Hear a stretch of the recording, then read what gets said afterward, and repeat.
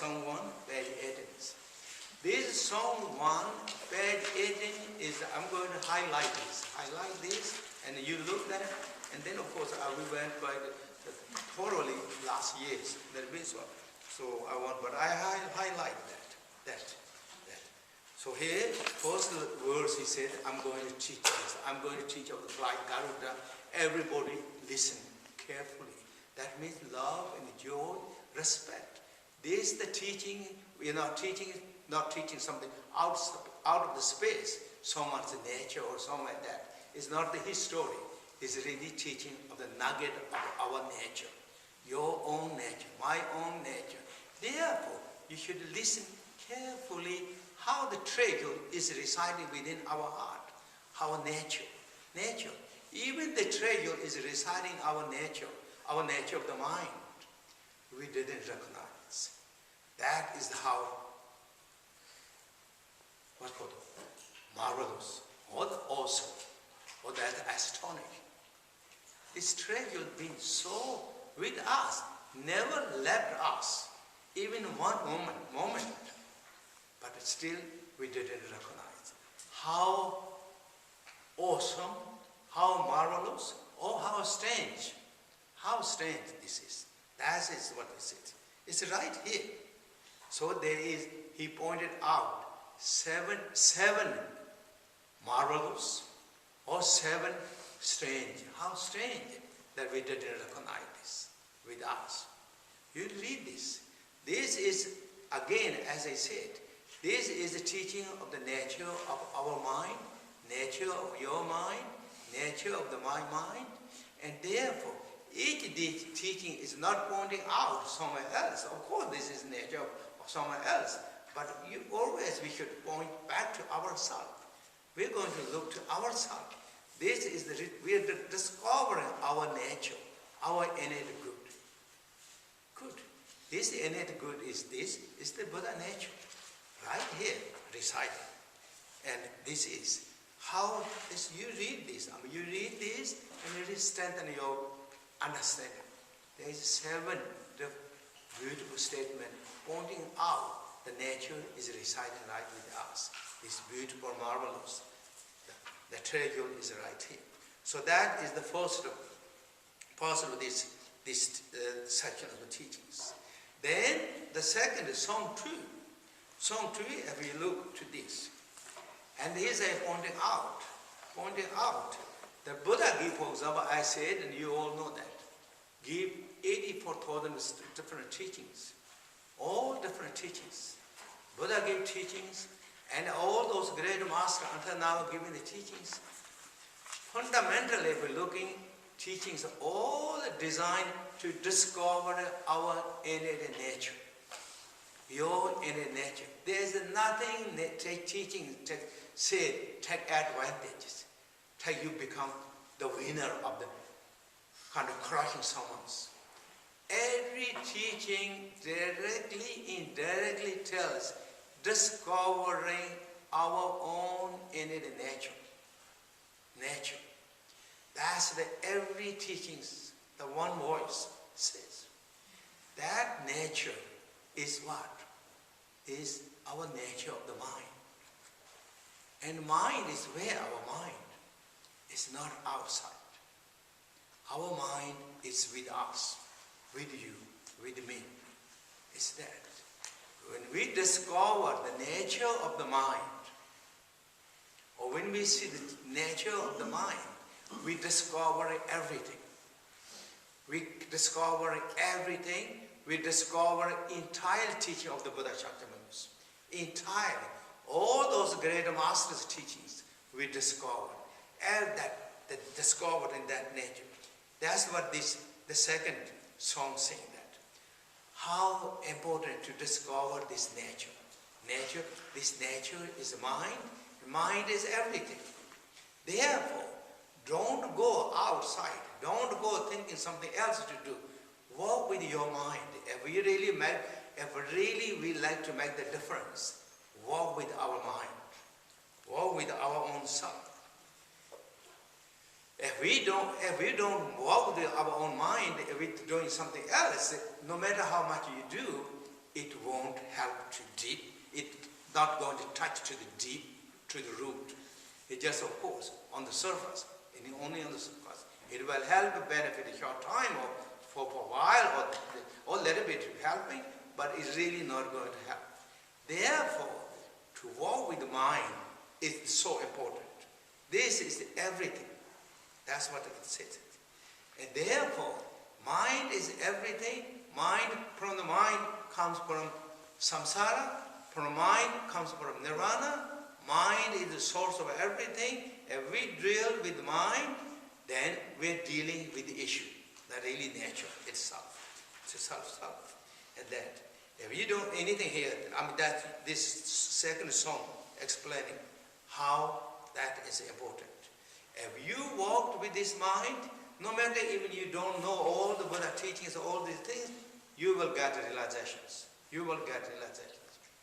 If you didn't walk with the mind, no matter how much you know all the teaching of the Buddha, all the knowledge of the world, still is become just intellectual, is not really going to the deep down. Therefore, going with the mind is the most crucial and important, and for that reason, you should walk with mind. So that is the basically principal teachings of this song 2, if you look at this. And the song 3, then explaining about the mind. Now, since the mind is so important, mind is this. So, where is this mind?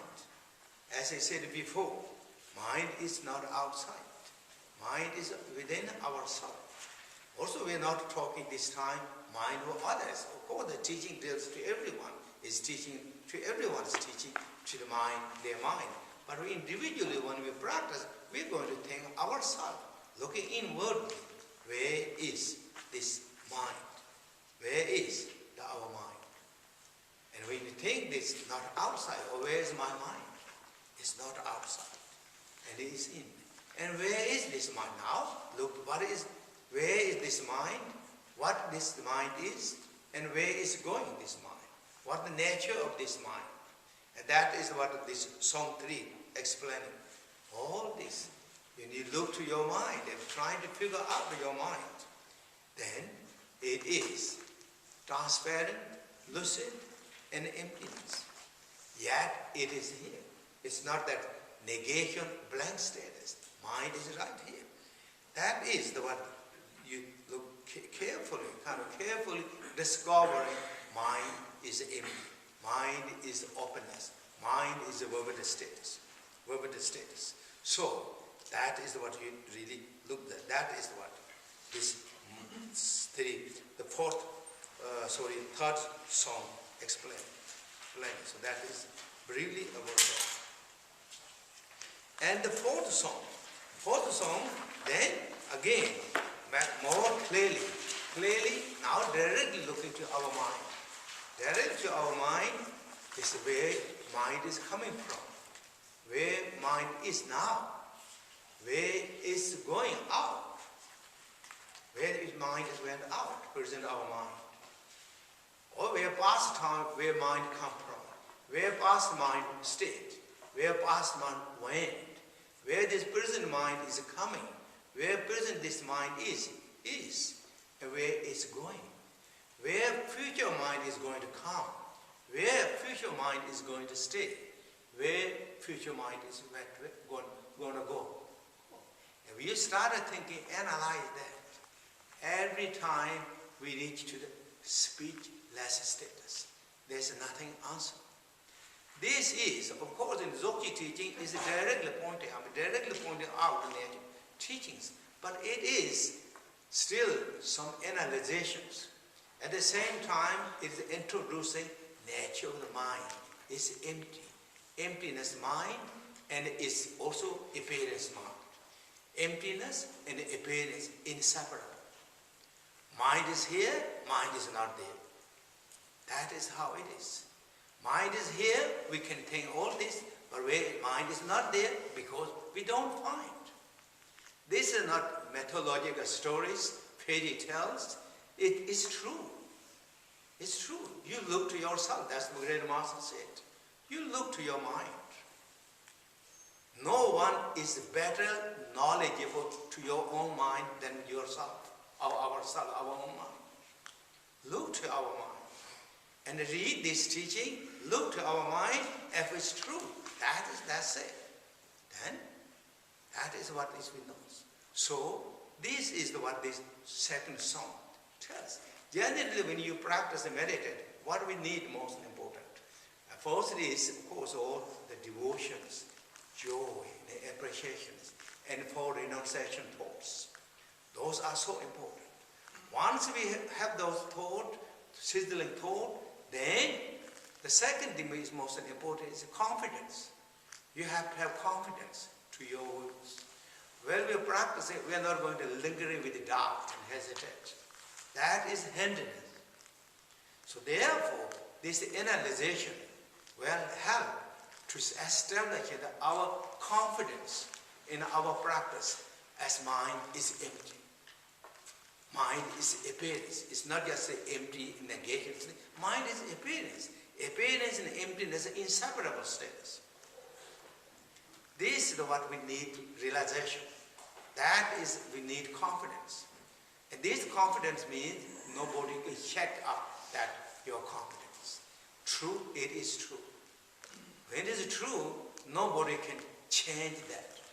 You have the certainty, wisdom. So therefore, then, this is the analyzation with this. You carefully accept that. So this is what the nature of the mind is. Is empty, is appearance. Appearance and emptiness are inseparable states. So that is Song 4. And the Song 5 is explaining about our nature of the mind is pure. Our nature of the mind is completely pure from the beginning. It's never diluted. And therefore, here great master Shankar said that if you read these texts, and this, like at the beginning time, Buddha Samye Badra or the Buddha Shakyamuni, we are equal. There's no really difference. No really difference. The pure from the beginning status is all the same. But how Buddha Samye Badra become the Buddha, and how we dilute it. And that is explained here. That's the how. In the nature, we share the same nature, same quality, same potential, same thing. But how we dilute it, and then Buddha reached enlightenment. Because Buddha reached enlightenment by seeing the all are the display of the true nature of the mind. By seeing that, by recognizing, by realizing that everything is the display of the nature of the mind, and that moment reach enlightenment or become no more delusions. But we didn't recognize our perceptions, or in the roughly, we went through those last years. So if you like to go, you can. There's more, but this so very simple to tell. We diluted. We didn't recognize our perceptions or our displays as our perceptions. We carried away with this thought, and then we diluted. Then we started wondering that. Buddha recognized immediately when the appearance appeared from the display, and then immediately reached enlightenment, or Buddha reached enlightenment, and we didn't discover that nature. And then we diluted in the samsara. We carried by then emotions. We subject and object continues that. So that's the how this all happened. From that, then all the different emotions arise. In sense, we didn't recognize their nature, and then that means they started grasping, clinging, and through that, all the duality, and then started different things, different emotions arise. We continually carried with that. So those are the 5 songs, but it really I highlighted that. So those are what we went last years.